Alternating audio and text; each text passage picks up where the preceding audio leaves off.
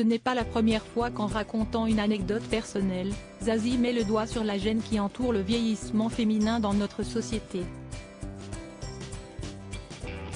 La chanteuse de 58 ans avait fait jaser cet été en assumant ses cheveux blancs dans son single Let It Shine et avait rétorqué à ceux qui s'étonnaient de son coup de vieux que c'était mécanique, tout en soulignant que les cheveux blancs des femmes étaient bien plus souvent commentés que ceux des hommes.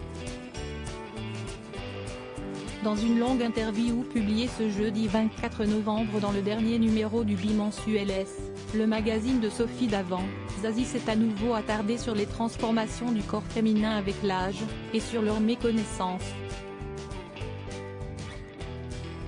Pour l'anecdote, puisque l'on parle du vieillissement, j'ai eu un compagnon qui ne savait pas ce qu'était la ménopause, a-t-elle rapporté, en riant, à la journaliste Sophie Davant.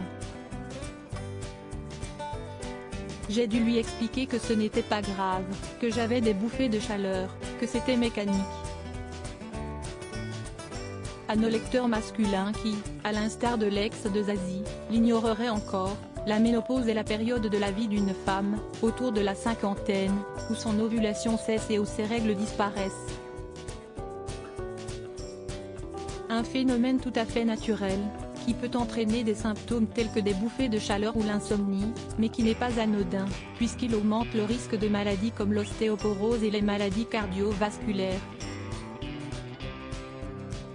Zazie, l'évolution physique de la chanteuse bientôt de retour dans The Voice face à son ancien compagnon, l'interprète de Je suis un homme a fait preuve d'indulgence et de patience.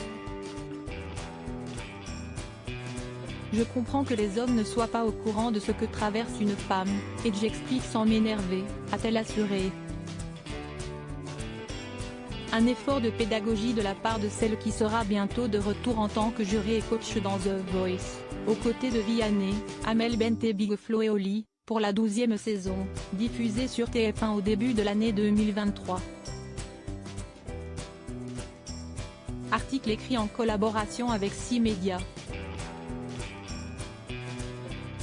Crédit photo, Cyril Moreau, Jack Tribeca.